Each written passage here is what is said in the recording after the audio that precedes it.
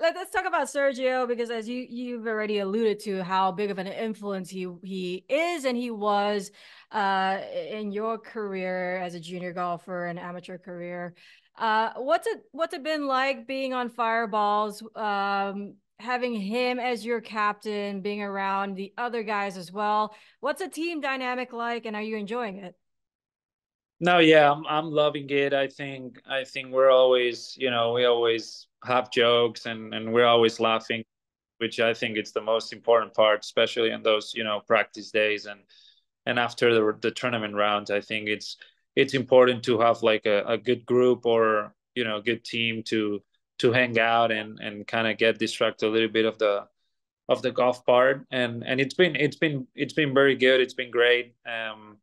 Sergio, Abe, and Chakara, they're nice people, right? So we get along together very good, and we actually also stayed together maybe 3 or 4 times throughout the year. We shared maybe 2 or 3 houses throughout these events where we, kind of created that good team and good group, and we have a lot of fun every week we play, and yeah, I mean, as well, learning from especially Sergio and Abe that they're a little older and they went throughout the whole process, just kind of seeing them what they do and how they practice and how they prepare is good to see and good to have. Well, you share houses and you also have a private chef, I've heard. So you're Yeah, living the life. You're living the life, David. we are. Yeah.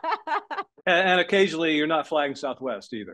Sometimes, sometimes it's good to have those. It's good to have those 2 free check bags, that you can actually. Talk about Sergio a little bit, because again, I get asked a lot of questions. My generation, from the generation of traditionalists out there, especially here at NCAA's this week, I was hanging out watching the final round with some of those who are behind the College Golf Foundation, a newly formed committee to try and really grow the college golf. Um, but many of the comments I hear about Sergio is like, and this is, I'm just being brutally honest. I really wasn't a fan of Sergio until I watched him on Live. It's like he's having so much more fun now. And I try to explain to them, I think you're now seeing the real Sergio, the guy that he really is, whereas before he was always under the microscope. And unfortunately, in the traditional golf uh, landscape, you really weren't able to get to know the players the way we're able to introduce you guys to the audience. Tell us a little bit about Sergio off the course and what you admire about him and maybe some of the other shit you give him. No, I mean, he's a good guy. We have fun. We usually play cards, off the course, something that we enjoy, and we there's always trash talk in there, and which is great. And yeah, I mean, not much. We, pretty much our life, right, is around the golf course. But when we're out of it, I think we have a lot of topics to discuss. There's always, soccer, football, however you say it, in between, because he supports Real Madrid, and I'm totally the opposite, which kind of sucks right now because they're having a good Barcelona, right?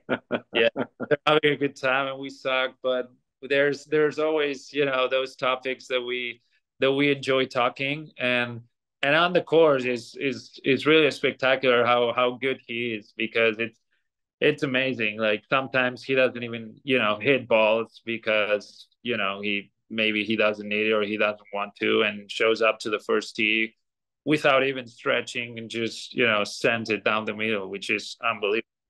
And then like myself, sometimes where you've been grinding for a couple hours and get to the first tee and hitting the shit. So it it kind of sucks sometimes, but it's just good to learn from him and just see how good of an athlete he is. Well, you're surrounded by some impressive players. I mean, you hang around John Rahm, you're practicing with him. You got Sergio Garcia as your captain. You're playing alongside Brooks, you're playing alongside DJ, and the list goes on. Through your experience on Live so far, what's the best advice you've gotten from any player? It could be Sergio, it could Ooh, be Rahm. What's fucking the best good advice? question. Good fucking question. I like that. Yay. Coffee's kicking in. Coffee's kicking Yay. in. Yeah.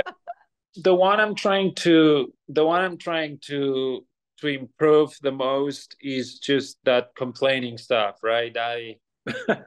Sometimes I get that pissed that I don't even enjoy playing for like a couple seconds. I don't know if I keep telling myself that it doesn't affect on my game, but sometimes I really get, very frustrated where other players do, right? But somehow they found a way to either not show it to the public or just, kind of forget about it really quick. And I do forget about it really quick, but I just get pissed a lot of times, which kind of shows the people that I'm, you know pretty pissed all the time, and I'm not. But I just show too many emotions sometimes, especially a negative one. So that's the part I'm trying to keep better at, because it's obviously important for my own image as well, for my own scores.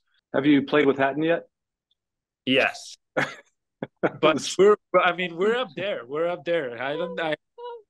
It's unbelievable because it's actually funny to see, because then I see him and I see myself and I tell myself like, hey, you're not that bad about. But to be fair, a guy that you're very close to, John's also very expressive on the golf course, extremely right? hard on himself. And Extremely hard on extremely hard himself. on him. Have you asked him any advice on that front? And has he given you any advice on that front? Because I mean, it seems to almost work to his advantage, right? When he lets it out, and then he kind of is able to then really just channel the anger into a good place. And it takes, I guess, some kind of mental strength, a skill to be able to convert, the negative thoughts into something positive. I mean, have you asked him perhaps how to improve on those things that you're trying to improve on? yeah, I mean, obviously, right? I mean, I talked to him and I talked to Sergio as well, and at the end of the day, it's finding what works for you. And obviously, what I do, I think it works pretty good most of the time. It's just more about kind of showing, my caddy and the team and the rest of the people that just do not complain as much. And then I see myself on TV, and sometimes I think like, hey man, I mean, what are you doing?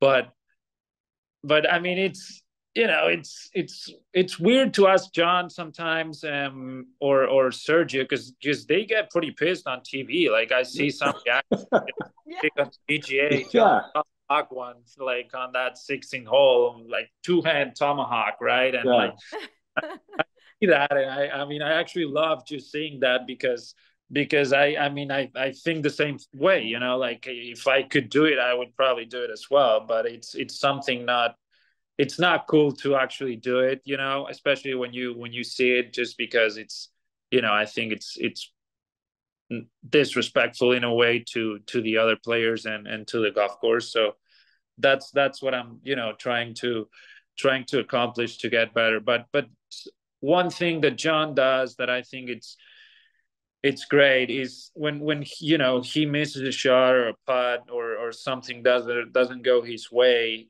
um he tells to himself that it wasn't his fault. He always it's not an excuse, but he always finds something that maybe disturbed him in a way, right? Where there's this story, we're playing this practice round together in LACC last year for the US Open. It's a practice round, and me and Alberto brought this friend, because we stayed at his house for sectionals at the US Open, right? So we brought these guys like 70 years old, like he's with his phone, he probably never watched golf in his life. Like he knows the players, but inside the ropes in a US Open, right? And I'm playing with John and Phil and someone else.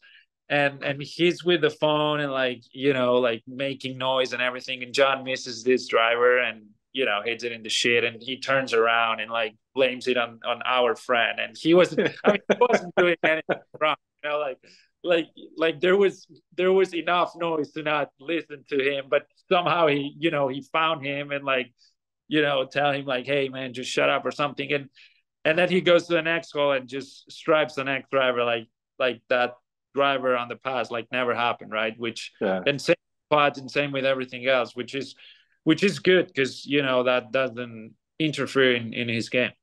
Back when I was trying to play and looking for the elixir in any secret, I did do a lot of work toward what was an emerging science at the time, the sports psychologist, the mental health, and went to a seminar with this one guy, and he said almost every great player in the game shares this one attribute: they don't take blame. They only take credit. They only remember the good. They don't remember the bad. Lee Trevino, there's a guy named Lee Trevino you might have heard of. You're a little young for it, but yeah, Lee Trevino never hit a bad shot in his life. His thumb slipped, or Herman gave him the wrong club, or the foot, or something screwed up happened. And I see a lot of that in Jon Rahm, and it's such a hard thing to do because golf will make you beat yourself up. But to take the responsibility away from yourself, I think is a huge asset. No, for sure. Even like I remember seeing this interview about Tiger when he was obviously, or he's always been a very good putter, and one day he didn't make anything, and this guy asked him like, hey, what happened to your putting, or why are you putting so bad, or stuff like that, and he responded something like I hit every putt the way I wanted. It's just they didn't go in, so that they're gonna get in eventually. But I hit every putt the best way I could, and I mean, you see his putting that day, and it sucked. But he told himself that whatever he did, it was great, So yeah, I mean, I tell those things to myself as well, but maybe not in the same level as they do. So it's probably a pretty important thing to maybe get better at.